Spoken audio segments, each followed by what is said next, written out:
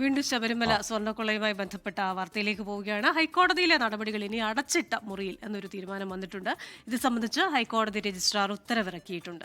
Vipin C Vijayan കൊച്ചിയിൽ നിന്ന് വീണ്ടും ആ വാർത്തയുടെ വിവരങ്ങളുമായി ചേരുന്നുണ്ട്. വിപിൻ, അതെന്നാ കാരണം?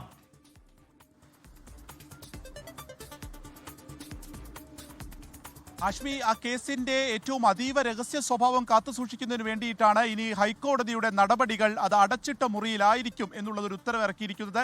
ഹൈക്കോടതി രജിസ്ട്രാറാണ് ഈ ഉത്തരവ് ഇറക്കിയിരിക്കുന്നത്. കഴിഞ്ഞ ദിവസം തന്നെ ഒരു വിമർശനാത്മകമായി മാധ്യമങ്ങളും ഈ കേസിൽ ഒരു ജാഗ്രത പാലിക്കണം എന്നുള്ളത് ഹൈക്കോടതി പറഞ്ഞിരുന്നു. അതിന് തൊട്ടുപുറകെയാണ് ഇപ്പോൾ അടച്ചിട്ട മുറിയിലായിരിക്കും ഇനി ഹൈക്കോടതിയുടെ നടപടികൾ എന്നുള്ള ഒരു തീരുമാനം വന്നിരിക്കുന്നത്. ഈ കേസിൽ ഇനി വളരെ പ്രധാനപ്പെട്ട കാര്യങ്ങളാണ് പുറത്തു വരേണ്ടതുള്ളത്. സ്വാഭാവികമായിട്ടും ഈ അന്വേഷണത്തിന്റെ ആദ്യത്തെ ഘട്ടം കഴിഞ്ഞപ്പോൾ എന്തൊക്കെ വിവരങ്ങൾ ലഭിച്ചു എന്നുള്ളതാണ് ഇന്ന് കോടതിയിലെത്തുന്ന ആ റിപ്പോർട്ടിൽ ഉണ്ടാവുക. അതിൽ ഉണ്ണികൃഷ്ണൻ പോറ്റി മാത്രമല്ല, അതിൽ കൂടുതൽ പേർ, അതായത് അന്നത്തെ ദേവസ്വം ബോർഡിലെ അംഗങ്ങൾ, അതിലെ ഉദ്യോഗസ്ഥർ, അവർക്കൊക്കെ പങ്കുണ്ട് എന്നുള്ള ഒരു മൊഴി ക്രൈംബ്രാഞ്ചിന് ഇതിനോടകം തന്നെ ഉണ്ണികൃഷ്ണൻ പോറ്റി നൽകിയിരുന്നു.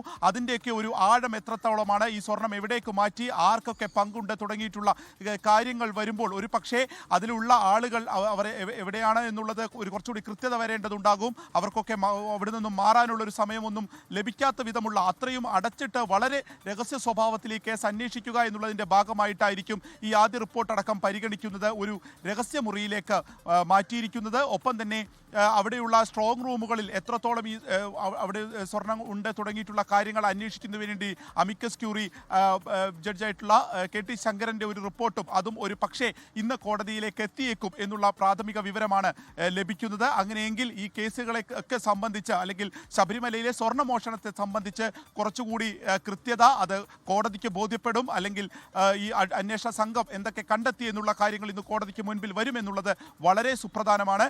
ഈ ഒരു SITയുടെ തലവൻ ശശിധരൻ ഇന്ന് നേരിട്ട് ഹൈക്കോടതിയിൽ ഹാജരാകുമെന്നുള്ളതുമാണ് ഇപ്പോൾ ലഭിക്കുന്ന വിവരം. അശ്മി, ഓക്കെ, അടച്ചിട്ട മുറിയിലാണ് ഇന്ന് കോടതി നടപടികൾ. അപ്പോൾ എന്ന് പറഞ്ഞാൽ അതിൻ്റെ ഗുരുതരാവസ്ഥ കോടതിക്ക് മനസ്സിലാവുന്നുണ്ട്. കാര്യം കോടതിയുടെ ഇത് നമ്മൾ നേരത്തെയൊക്കെ പറയുന്നത് പോലെ ഈ വിവരങ്ങൾ പുറത്തേക്ക് വരുന്നതിൽ മറ്റാർക്കും ക്രെഡിറ്റ് എടുക്കാൻ കഴിയില്ല. അത് പ്യുവർലി ഹൈക്കോടതിക്ക് മാത്രമാണ്. അപ്പോൾ ഹൈക്കോടതിയുടെ ഇനിയുള്ള നടപടികളും ശബരിമല കാര്യങ്ങൾ നേരാമണ്ണമാക്കുന്നതിൽ കോടതിക്ക് അതിനിർണായകമായ പങ്കുണ്ട്. ആ പങ്ക് കോടതി നിർവഹിച്ചുകൊണ്ടിരിക്കുകയാണ്. അടച്ചിട്ട മുറിയിലാണെങ്കിലും വാർത്തകൾ പുറത്തേക്ക് വരും. ഉത്തരവിലൂടെയും അല്ലാതെ നമുക്ക് വാർത്തകൾ പുറത്തേക്ക് വരും എന്ന് തന്നെയാണ് പ്രതീക്ഷ.